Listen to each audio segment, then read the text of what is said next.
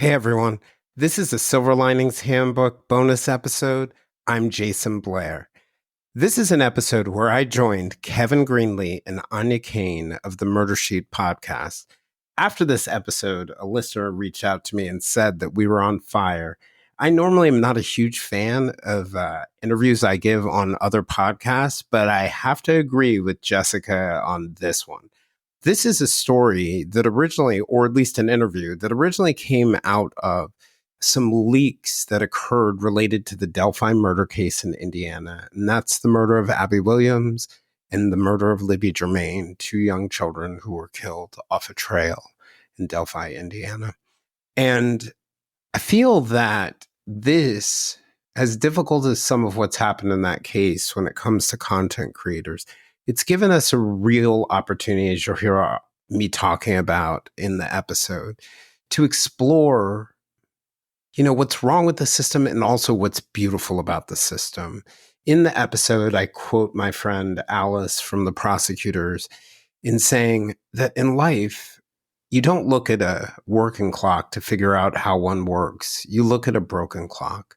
And I think she's so dead on there. So I hope you guys enjoyed this episode and it's enlightening for you. And I will see you all soon.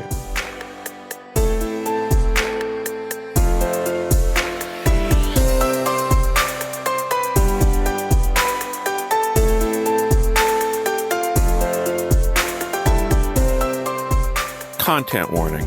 This episode contains discussion of the murder of two girls. We recently released some episodes exposing an established pipeline between members of Richard Allen's defense team and conspiracy-minded content creators.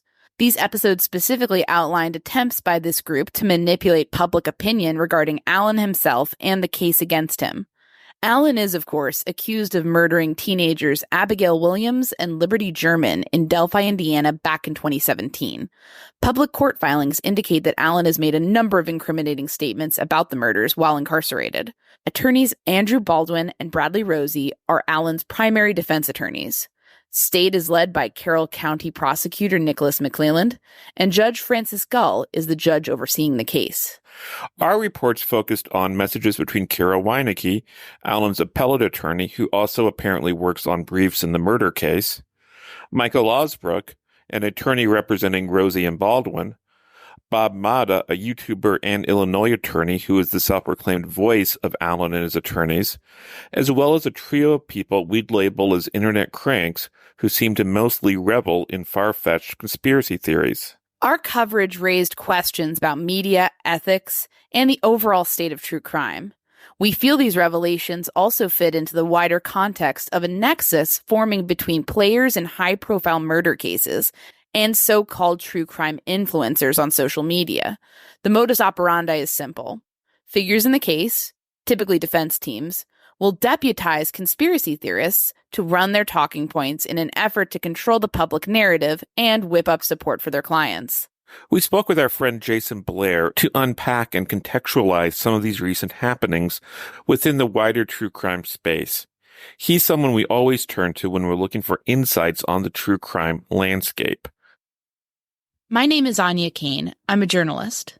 And I'm Kevin Greenlee. I'm an attorney. And this is The Murder Sheet. We're a true crime podcast focused on original reporting, interviews, and deep dives into murder cases. We're The Murder Sheet.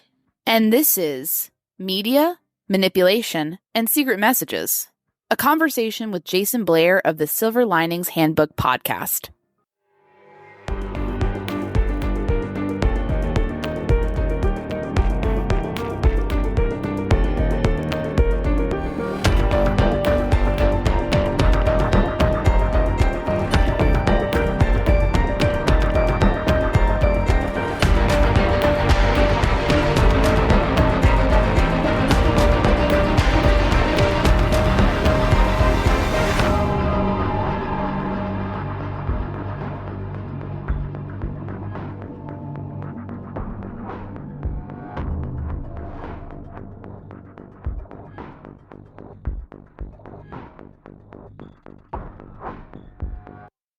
So, Jayson, thank you so much for joining us. You're just a delight to speak to. We'd actually scheduled a talk with you a couple of weeks ago.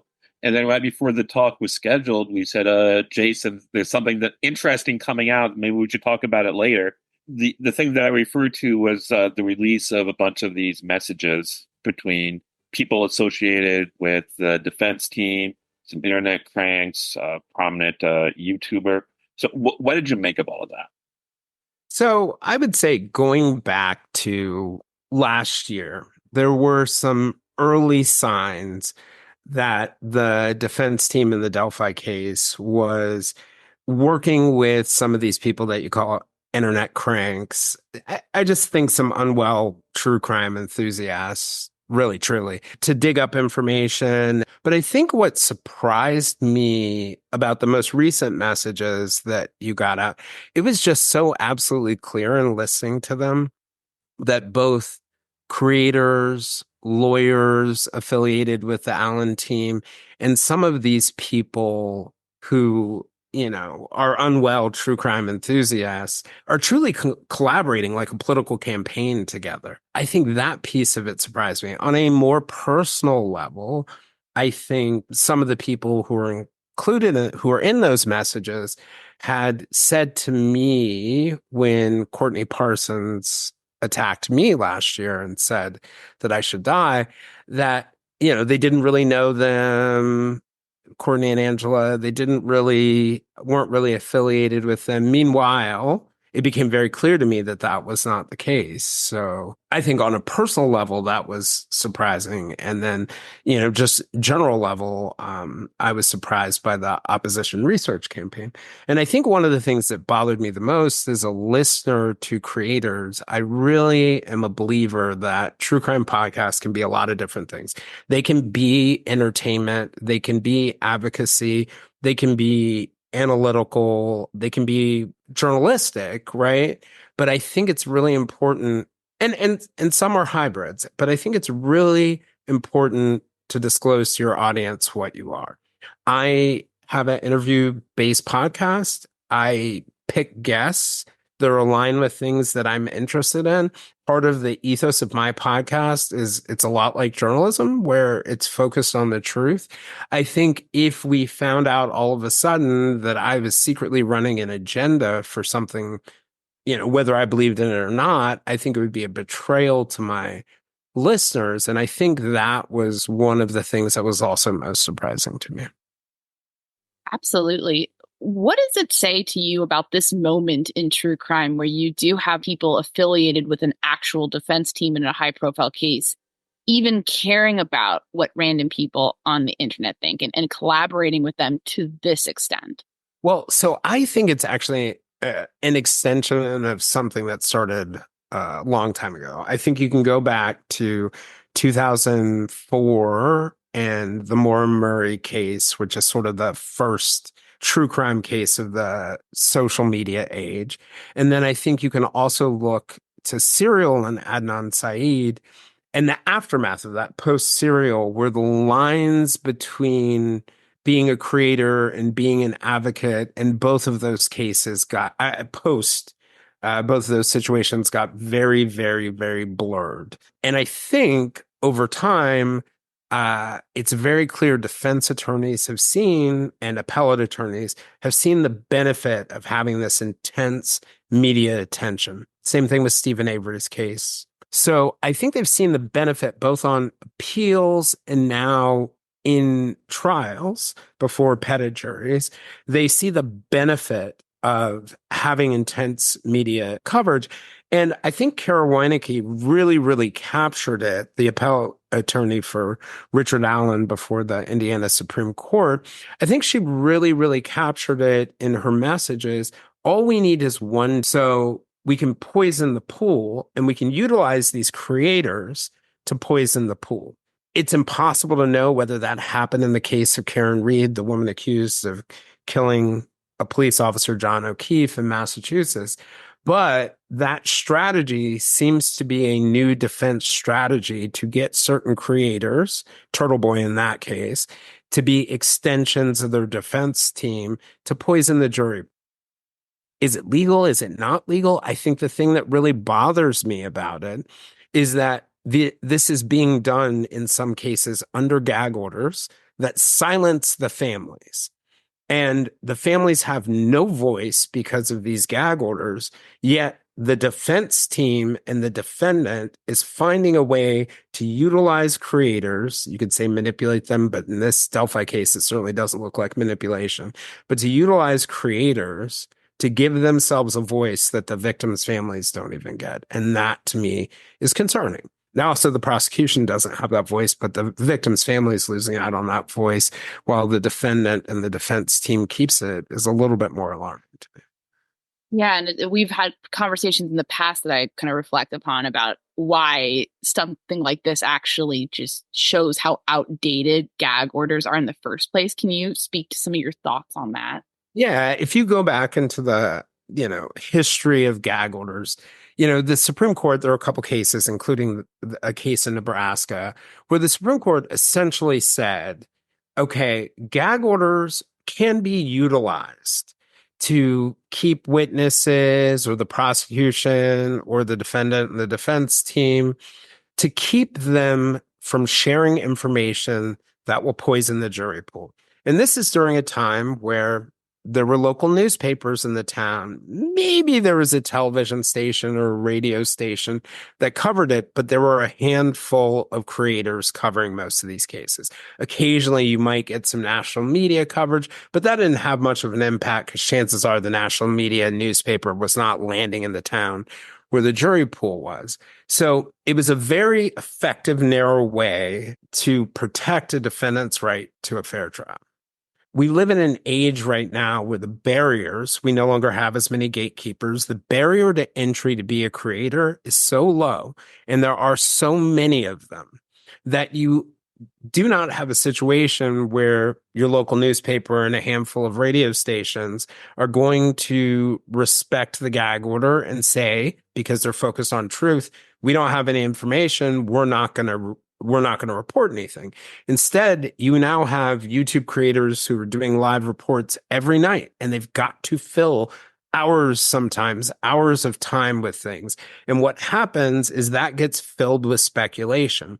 And so now what you've done is you've silenced law enforcement, you've silenced the victims' families, you've silenced the prosecution, you've sort of silenced the defense.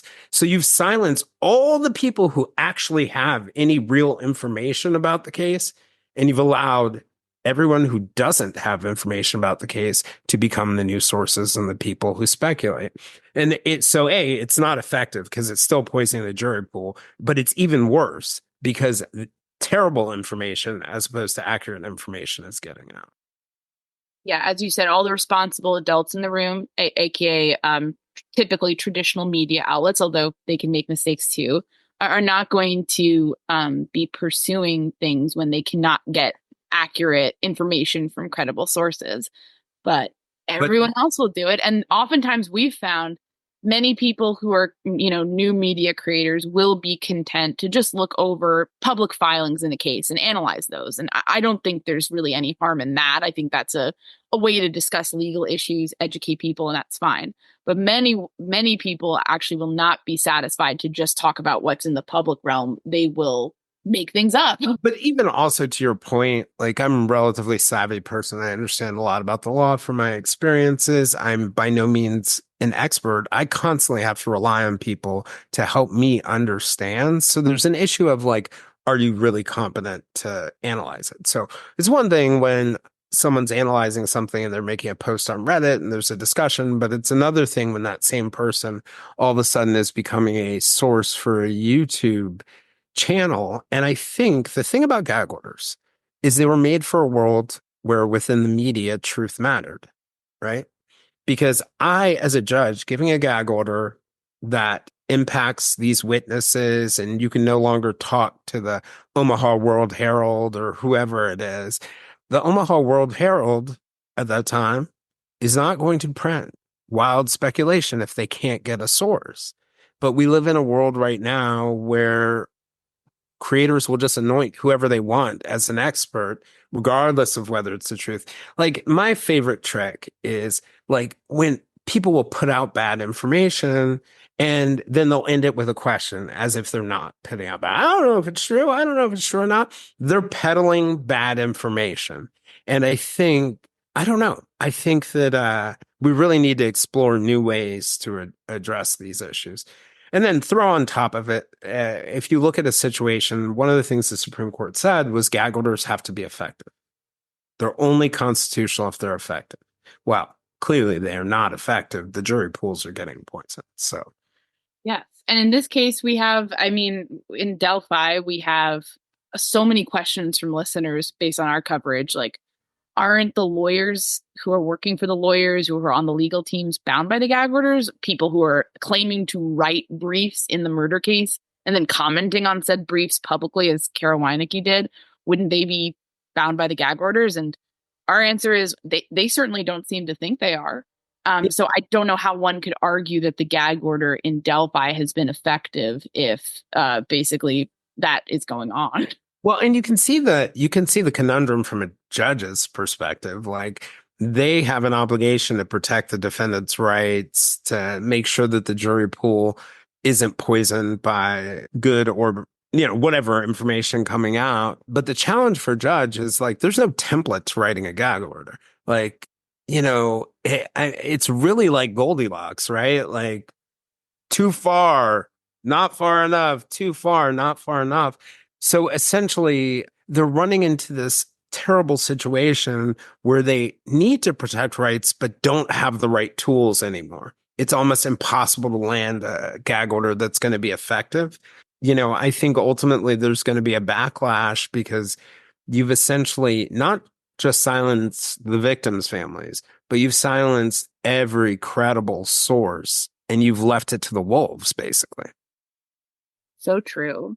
Do you see a solution for this scenario, I guess specifically with gag orders? Is there a new paradigm that, maybe in the future we can hope judges will follow to avoid these situations? Well, I think the lawyers, to me, are relatively easy, right? Like, the lawyers, and this has more of a challenge to do with the legal profession, will have to change. The lawyers have professional rules of conduct that they're supposed to follow, right? Those professional rules of conduct cover most of these issues. It's just that bar associations do not enforce them. So those rules are a great model. And I don't know whether you implement those rules through the judicial system or lawyers finally become willing to police themselves like certain other professions. I'm not going to say doctors, but nurses certainly do it. So there's that aspect and there's that element of it that I think could be a more effective way to hold attorneys accountable essentially for the truth. To me, I think that for witnesses, it gets a little bit more complicated, right? And for witnesses and victims' family members, it becomes definitely way more complicated. But what we've seen, though, ultimately, in those cases where people are free to talk, they often get it out and they stop talking. So I'm not sure whether they do much good, and not having one does that much harm if attorneys are held to their rules of professional conduct. Yeah, well said. I mean, I can imagine in a case where, on either side, a witness is important or family members are important, whatever side is relying on those witnesses explaining, please do not go out and do a tour on YouTube. In most cases, I think would resonate with people who don't want to do harm to their specific side, whether they're a prosecution witness or a defense witness. Yeah. And one of the most obnoxious things in those messages that you released was the comment that was made about how Becky Patty and Libby Germain's family was hiding behind the gag order. I bet they would love to speak. I bet they would love to speak on that particular topic too. I think these families, one travesty of this has been that for the most part, since 2017, they have not had a voice. Yes, they have had some opportunities to talk during that time, but certainly since 2022, they have not had a voice. Like, we have to, on the outside, interpret what they want. We have to interpret what's in their best interests. Other people have to fight their battles for them without really being able to communicate with them at all. And to me, that's It's just a shame, and I'm not sure what purpose it served. I doubt they have any real significant evidence in the case other than proof of life. And so I don't see why people like that need to be gagged. Yeah, well said. Yeah, it was really struck me in the messages, and we kind of go into this a little bit more in future coverage, but it really struck me that not only is Libby's family being maligned in these messages, but in fact, just random people, random other creators who are just perceived as being sympathetic to these families that lost children are also being attacked and called things like virtue signaling and sort of it just strikes me in this case in particular that there is such an aggressive tone because I feel like it's very possible to strike a balance between saying this is a tragedy that happened, but I don't believe Richard Allen did it, and maybe not going on the attack. What do you make of that tendency, though, where it is kind of like there's a lot of blame that gets thrown, even at victims' families? So this is one of the reasons why I love my podcast. Mhm. It's all about conversations. And I really think, like, I've had people on my podcast that, like, are so like me that it knocks me over. I've had people I completely disagree with on a lot of different things, but we're able to find a commonality. I've had, I don't know what it's like to be Indigenous, but I've had a ton of Indigenous families on to talk about what it's like to be Indigenous. And I've learned and I've grown as a human being. And I think in that example, I'm probably better to Indigenous people because of that. And so I think being able to truly have conversations with people, to value, to be open to their ideas, to value their ideas, regardless of whether they agree with you or not. A lot of the people on my podcast agree with me on a lot of things, but I have something to learn from them. A lot of them disagree with me on certain things. And you can see in my episodes that my views are evolving based on what I'm learning. And I think we've lost the ability to have those conversations. And I think that's a broader thing in society. And I think it plays out in true crime. It plays out in other places. Now, I will also add to that, like, some of it's personality. Some people don't want to have those conversations. Like, they make their money off of beating up on other people, and they're not really interested in it. So for some people, it's not a capacity thing, but I think it's really easy for listeners to fall into it because in so many other spaces in our lives, we are not having conversations. Whether it's religious, whether it's political, whether it's social, or my local school board. We're just not having reasonable conversations with people. And I can just remember a time, I love to tell the story. So when I was in the Boston Globe, Washington Bureau, it was like first or second day, there was an editor, David Shrimman, who eventually led one of the Pittsburgh papers, but he was their longtime Washington Bureau chief. And he came into my office and he's like, threw the New York Times on the desk. He's like, I want you to read the front page, the editorial page. Through the Washington Post, front page, editorial page. Wall Street Journal, I want you to read the editorial page. These are all very different papers, certainly on their editorial pages. And then he said, I know you're going to read Newsweek, U.S. News World Report, and Time, but I also want you to read Reason and the Weekly Standard. Completely different views of the world for all of them, because he wanted me to see all the different perspectives. He knew I was going to be a more well-rounded reporter, a more well-rounded person if I absorbed an assortment of different perspectives. And I think we just don't see the gift in that. We immediately go to defensive reactions. And I understand that, right? If someone says something racist, or if someone says something anti-LGBTQ, or if somebody says something attacking Indigenous people, my gut initial reaction is to just smack them back in the face. But if you go and you look at my Twitter feed, what you'll find is I just open up the debate, right? I educate, I give them information that counters their perspective or their point of view. And sometimes these threads that start out as very acrimonious, when you get to the bottom of it, I've got one on my current thread right now over missing and murdered Indigenous people. But you get to the bottom of the thread and we're like starting to see each other's perspectives. And that's what I think we really need to do. And my friends often say, Jayson, why are you getting into this fight? And I'm getting into those fights and those conversations because I know if we pound it and pound it and pound it enough and learn from each other, we're going to get somewhere better. There's no good in just throwing mud. See, Jayson, we are the friends in that scenario because I think you have a lot more patience than we ever would.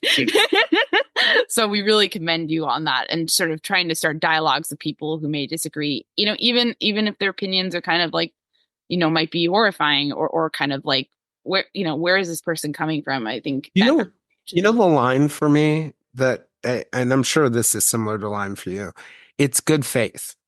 As long as the person's having the conversation in good faith, it's worth it to have it. Like some people start off really hot and really mean, and then, you can go back and forth with them and you can figure out whether they're in good faith. I'll end the conversation if I no longer think the person is operating in good faith. If I'm saying, look, the sky is blue and they're saying, no, it's burnt red. I'm like, have you had your eyes checked? Oh, your eyes are okay. Okay. All right.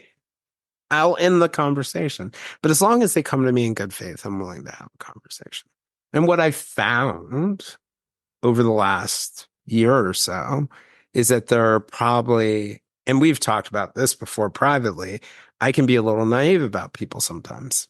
Everybody walks in the door with a glass, not just half full, with me all the way full at the top of it. And I think I've been really naive about the intentions of some creators, some lawyers, some others in the space. And I guess it's been sad for me, actually. It's really been sad for me. And I think it's been sad for some of the other creators in the space. I guess the upside is, and I think Alice from the prosecutors made this point, you guys may have been on, it's so confusing. She may have also said it on my podcast, but she made a comment about how you don't figure out how a clock works from looking at one that's working. You figure out how a clock works from looking at a broken one. And I think spending the last year looking at a broken one has really, really, really, really helped me understand a better way. And you can see it in some of these recent instances, whether it's Turtle Boy or it's some of these other creators who have gotten mixed up in this. Listeners are voting with their ears and their eyeballs in ways I didn't think they would be. I happened to look at some of the charts for some of the creators and the numbers for some of the creators, and listeners are voting. I was on a recent episode. It's actually the episode that came out this week with a woman named Vanjie Randall Shorty, and she is a Navajo woman who lives out in Arizona. And she was telling me in the episode that there are 96 missing natives on the reservation. I think it's like 130,000, 140,000 people. And I remember saying to her that if there were that many cats missing in Greenwich, Connecticut, it would be a front page New York Times story. And one of the things I think, and in moments, I don't know, I don't even know how to fully capture it. But in moments like these, when we're spending time on stories like this, I had said to her that it's not just the creators. The creators are not the only problem. The reason why the cats are on the front page of the New York Times and the 96 missing Navajo are not is because the New York Times, or sorry, I don't mean to beat up on the New York Times, whoever the newspaper is knows that that's what its readers want.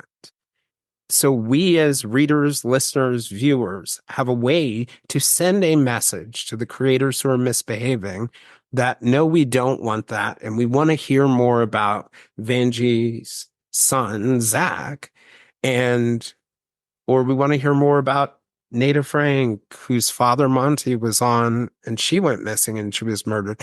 We vote with our eyeballs and we vote with our ears. And I think that is going to be the key to getting, in my mind, the bright side of true crime really out there. Well said. I remember when I was at Insider on the business beat, the story that I loved to do and that I really felt were impactful were the ones about conditions faced by retail workers, especially when they were, suffering from low pay or negative working conditions. Those are things I wanted to always dig into. And my editors were very supportive of those. And oftentimes I worked on teams where everyone wanted to do those. But there's always that implicit, you also have to feed the beast. You also have to keep the lights on. And that means doing stuff that might be fun or kind of consumer friendly or interesting tips. And, I'm not saying is worthless, but is certainly a lot less in depth and I think impactful. And so I think there's also an advantage though, because sometimes giving people what they want, like, they may want the McDonald's of true crime, but that when you're actually offering the steak in the next episode, it has an opportunity to help acquaint them to that. I don't know if McDonald's and steak are the best example, but so if you look at all of these cases, like I think most creators, even very good creators, are doing some cases because they're popular, but that's bringing us over to other really important cases. A great example for me is the Long Island serial killer case. There is a lot of like dehumanizing coverage. There's a lot of like serial killer worship coverage on that. But on the other hand, like you've got victims like in the book Lost Girls and the work of Catch Lisk, you've got victims who are being honored in that story. You've got the map that's been built of missing people all over the country that came out of that. Julia Cali of The Consult, the former FBI profiler, and I are planning on doing an episode on a gay man, 36-year-old gay man, Phil DiMartino. He got no coverage. He was loved by the people around him. We were able to make connections. Hopefully we'll have a conversation with Othram about that case. There are a lot of beautiful things going on in true crime. After my conversation with Kristen Middleton at Othram, they are handing me a bunch of cases of marginalized victims to get podcasters to sponsor and to promote on their social media. And I'll probably be asking you guys to do it and talk about a little bit in their episodes. So there are these beautiful things. I had Gabby Petito's parents on, well, these episodes haven't come out yet, but, Gabby Petito's parents, Jim and Nicole Schmidt, they brought Vanjie to CrimeCon. That's how I met her. They brought another woman named Darlene Gomez, whose friend Melissa Montoya was killed on an Apache reservation in Arizona. Guess what happened after CrimeCon? For the first time in 23 years, the FBI moved forward on Melissa's case. And the first time in 3 years, they moved forward on Zach's case. That is the good side of true crime. That is the good side of what we're doing. And even in Gabby Petito's case, they found all those bodies. I think they found 9 bodies in the middle of that and got clues about the case through sleuths. There is a bright and beautiful and amazing thing that true crime can do to make the world a better place. And I think we as listeners need to vote with our eyeballs and our ears to the creators and the foundations and the other people along those lines who are doing those good things. You didn't think I would turn it around to the bright side? I love that you did, though, because it is a reminder of why we do this, because sometimes when you see people getting harassed, victims' families getting harassed, just horrible mudslinging going on, it can sometimes feel like, what are we doing here? But those are reminders. To me, true crime stories are human stories. They tell us about what ills our society is facing. They tell us about people who were robbed of their lives too soon. How can we memorialize them? There's so much opportunity for good. It just needs to be covered with respect and honesty, I think, are the foundations. Coming to a case with respect, regardless of whether you're coming to it with your own perspective or your own internal biases, that's fine. But if you're coming to it with respect, compassion, and a sense of like, I need to be honest with my audience, then those are all, I think, the ingredients for a great foundation. All of our life experiences, our personalities, our biases, our values, they all lead to bias, right? But I think we need to be conscious of what our biases are, right? Certain things about my personality or certain things about my values, like, are going to affect, and I can sort of, if I'm aware of those things, I can calibrate any coverage I do or conversations I have based on that. And I think being honest with people about what those might be, we are in an industry that has no professional association. There's no creator accountability board that's going to come down and fine us or ban our YouTube channel, although I wish. And I wish I was. Wouldn't that be nice? But job application into YouTube. But there's an important thing from history. Like, who held the yellow journalists accountable? The other journalists. Who's holding the creators who are off the rails accountable? The other creators. And now the listeners can follow us. Because if we as the creators give listeners honest information that I think exposes some of the problems with some other creators, even if it's not creators we're competing against, right? And this isn't a matter of jealousy or competition. It's a matter of truth, right? Putting truth in front of the listeners so they can make an informed choice. I know that there are probably some that criticize you guys for publishing the messages. Some of that criticism is going to be everybody's bloody nightmares to have your private messages posted. The way I've discussed it with people, I've said simply, if you put yourself in the arena, your public messages are private game. And, if you really want to hide them, use Signal, man. Lord knows I do. But I think another potential criticism, although I haven't really heard this one, is this criticism of this idea that creators picking on creators because of some competitive thing. And I don't think that's what it is. Having had relationships with many of the creators who have jumped on some of the problems that exist or some of the absurdities exist, I really think it comes down to a clearer sense of right and wrong and something being more important. And it reminds me of my beloved New York Times, right? It was a trust. The Ox and the Sulzberger's family had a trust. There were so many things that they could do to have made more money that they chose not to do because the truth was more important to them. And, I admire what you guys have done. I admire the things Brett and Alice have done. I admire some of the things that have been done by people I don't even admire. Yeah. So it's what we got for now.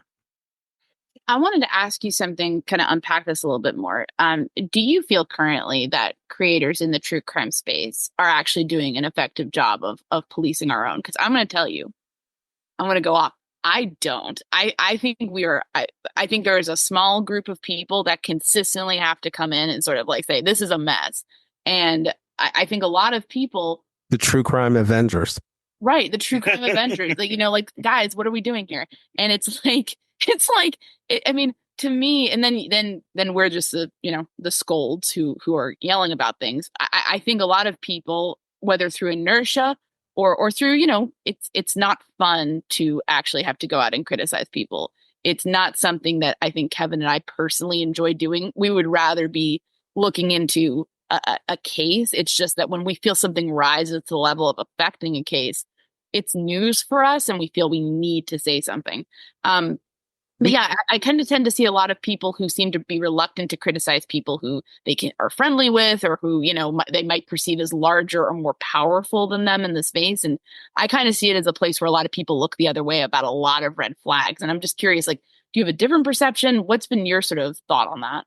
I do think power is a part of it. You've certainly seen, I don't know if you're familiar with the LaDonna Humphrey case, Deep Dark Secrets podcast. The Pretend podcast by Javier Oliva has been doing a long investigation into that, not to get too far in the rabbit hole, but you'll see creators rise up at times, right?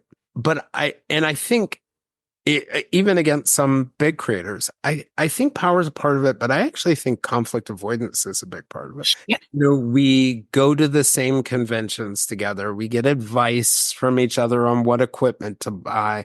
We meet each other's families. We blah, blah, blah, blah, blah, right? So on and so on.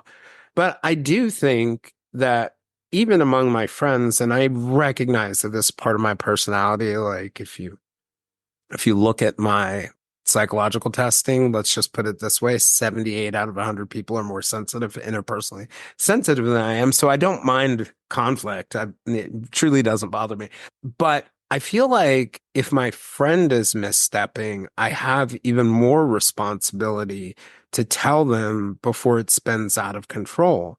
But what I found is that a lot of people within the true crime space will hold their tongue even when they're justice concerned. They will virtue signal about victims as their friends are driving over victims' faces. And it's just the Jayson Blair world. There is no Switzerland on some topics.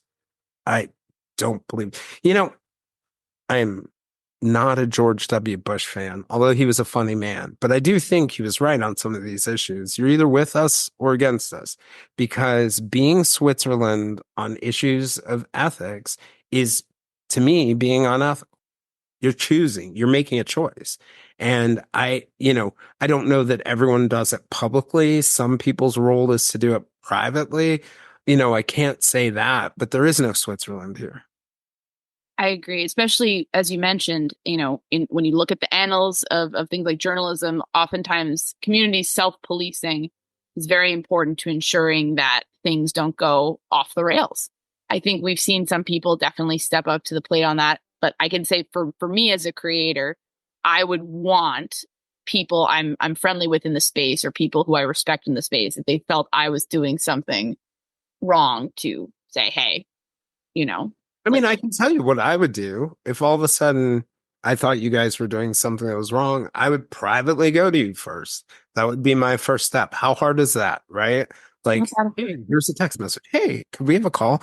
I mean, like, pick whichever version of it. And I think with the vast majority of people, because again, this might be my naivety, but I think most people have relatively good intent.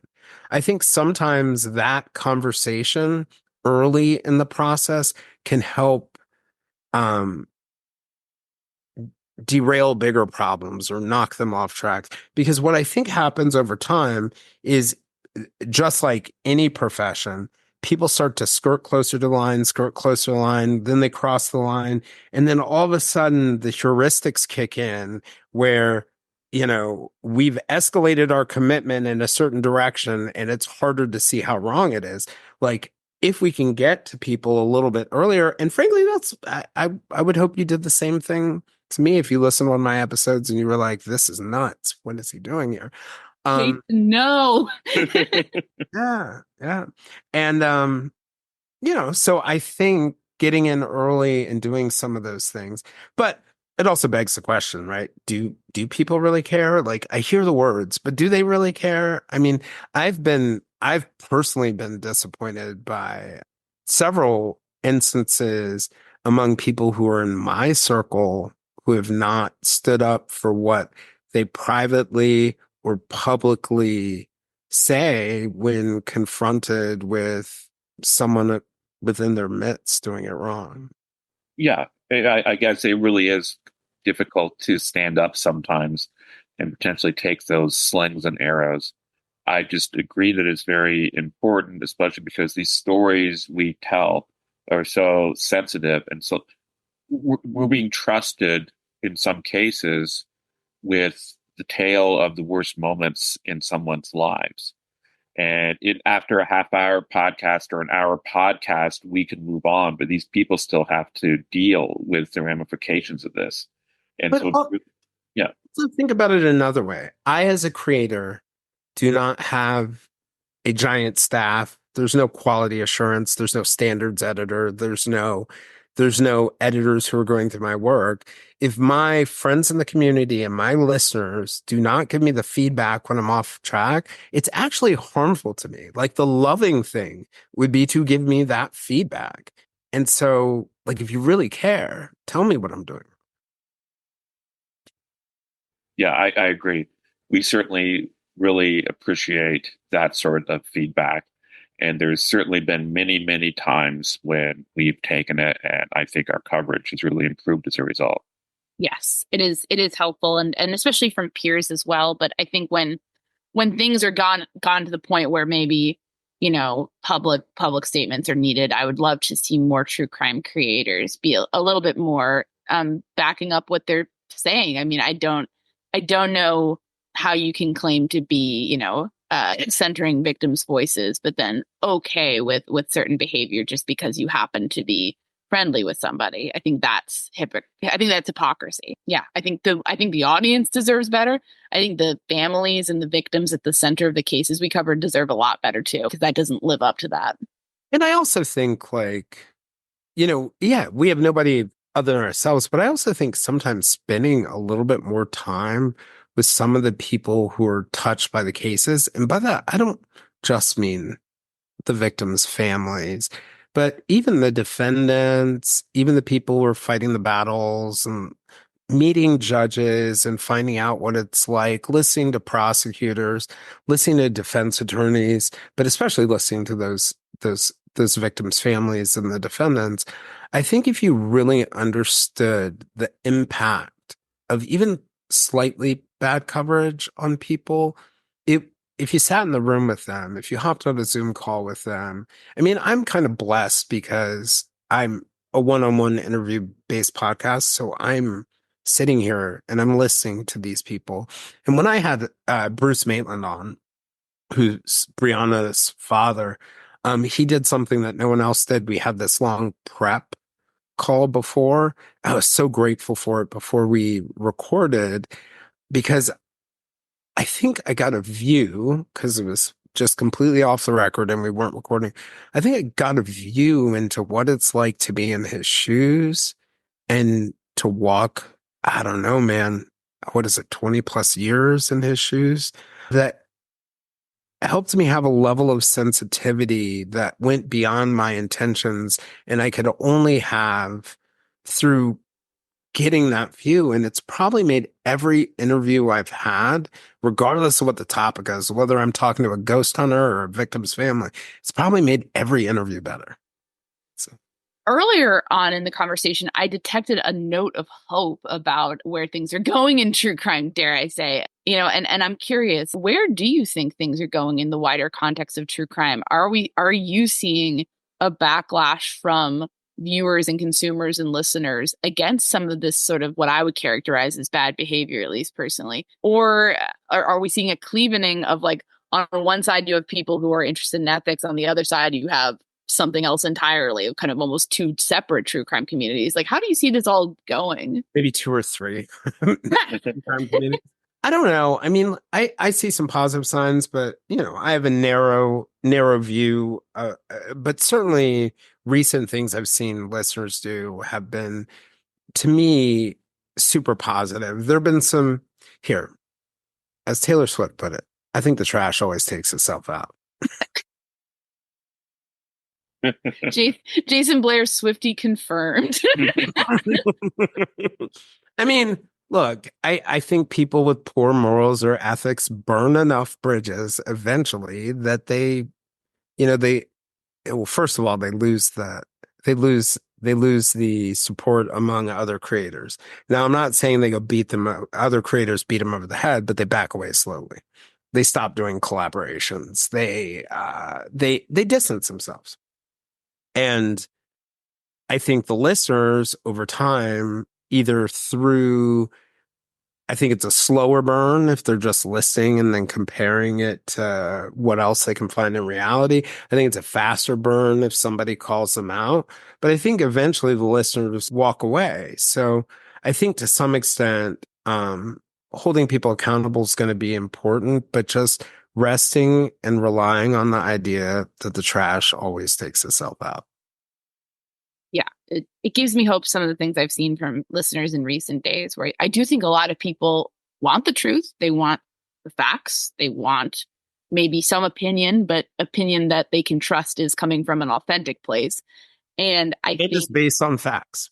And it's based on facts. I think I've been really heartened by that. I think I tend to be like a proud, weird mom about our audience because I feel like they're really smart and like they're always sending us these great emails and we're having conversations just behind the scenes with people who may not even have like a legal background or law enforcement background or any sort of background that touches upon this space, but they know what they see and they're able to they analyze it and they have some great insights. And so I always feel like one thing I go back to when I feel like I'm feeling kind of depressed about the state of true crime is just that, like, look at your audience and look at what seems to resonate with them, and I feel very inspired by them and inspired to kind of try to live up to what their standards are and what they expect, and that what they want from true crime creators. Well, and here's an experience for me from CrimeCon this year, certainly the year before, but definitely this year. I met plenty of people who don't listen to any podcast that I listen to, don't listen to my podcast. I'm not purely a true crime podcast, so I also get exposed to other audiences. But here's what I'll tell you about the people that I sat in the room with. These people care. Like, the listeners care. The room filled with listeners in CrimeCon when we went to the different seminars or when we're on podcasts, or they call it now Creator Row. Those people care. That's why they're there, right? And the sad part is then you contrast that to the people who create in true crime. And the percentage of people who care is smaller than the audience. Because I could sit in those rooms. If CrimeCon were every day and I got to hang out with listeners, I would be a happy man because those people care. And I think that's part of the reason why you're seeing that reaction, that when these people who care are seeing that questionable things are being done and going on, when someone is having the courage to give them that information, they're willing to vote with their feet and move on, because these people did not get into true crime because they didn't care. Really, really well said, and also matches our experience with the listeners. There's a lot of empathy and sort of insight out there from. And I'm bullish on the industry because of the listeners. I am excited because ultimately they are not going to be the people who gravitate toward this trashy stuff.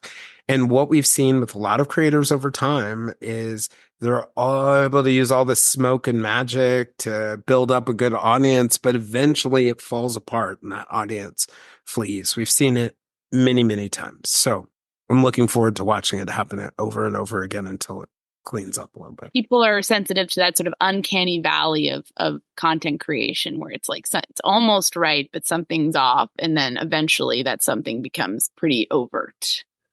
And for our audiences, doing good is so exciting for them. They love the ability to have positive impact. They love the ability to see what organizations like Othram can do. They love the idea that marginalized victims are getting attention. They love that stuff. And that stuff will be there for them, you know. And that part of it, the bright side of true crime is something that's really beautiful and amazing to me. And I think in all this muck of negativity, I think one of the most important things to do is to pay attention to that bright side, because it's easy to get stuck in the muck. There is so much good that's coming out of this industry. Absolutely, that positivity, but also, healing ability of victims and families to reclaim their voices, abilities of communities that have been marginalized to reclaim their voices, and righteous anger directed at whether it's a wrongful conviction, whether it's an unsolved case that hasn't gotten enough attention, that sort of righteous feeling that, like, we can work together and get more eyes on this, or do what needs to be done, or raise the money for DNA testing. All of that is incredibly powerful. And I so appreciate that you always kind of focus on some of the positives, because it's really important for everyone to remember. When I was a senior in high school, getting ready to go to college, and someone asked me why I wanted to be a journalist, I said, well, it's going to sound pretty corny, but it has the power to help people. It has the power to heal people. And as weird as it sounds, it has the power to entertain people. And by that, I mean, entertainment transports us from our anxieties and our worries. And I think those three things, that power to heal, that power to help, and that power to entertain, are really important for people's souls. And I think those three things will win out ultimately. Maybe I'm overly optimistic, but I don't know. I feel like in the battles I've fought in my life, I've yet to lose one. So I think I'm right. I love it. I hope you're right, Jayson. Is there anything we didn't ask you about that you wanted to mention? You think it's important for people to sort of understand this wider context, this wider conversation about true crime?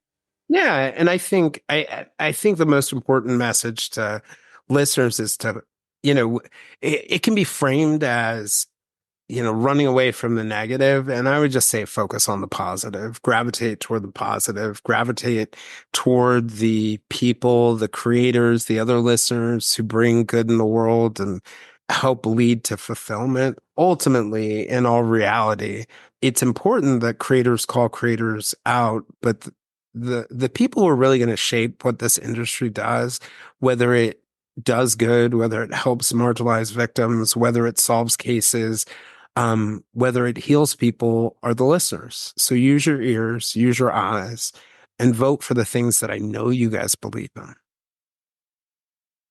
Thank you so much. Thank you so much, Jayson. Always a delight to talk to you. Always nice to talk to you guys too. Thanks to Jayson as always for talking with us. We really appreciate him. Check out his excellent show, The Silver Linings Handbook, wherever you listen to podcasts. We'll be linking to his website and to some of the projects he mentioned in our show notes. Thanks so much for listening to The Murder Sheet. If you have a tip concerning one of the cases we cover, please email us at murdersheet@gmail.com. If you have actionable information about an unsolved crime, please report it to the appropriate authorities.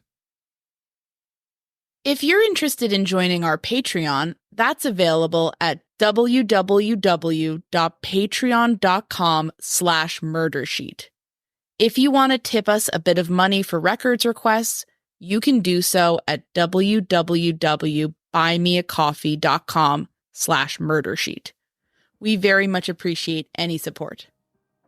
Special thanks to Kevin Tyler Greenlee, who composed the music for The Murder Sheet, and who you can find on the web at kevintg.com. If you're looking to talk with other listeners about a case we've covered, you can join the Murder Sheet discussion group on Facebook. We mostly focus our time on research and reporting, so we're not on social media much. We do try to check our email account, but we ask for patience as we often receive a lot of messages. Thanks again for listening. If you would like to join us for more discussions with me and other listeners, we can be found on most social media platforms, including a listener-driven Facebook group called the Silver Linings Fireside Chat. For deeper conversations with our guests and live conversations with other listeners, you can also join us on our Patreon at www.patreon.com/The Silver Linings Handbook. I'm Jayson Blair, and this is a Silver Linings Handbook bonus episode. We'll see you all again soon.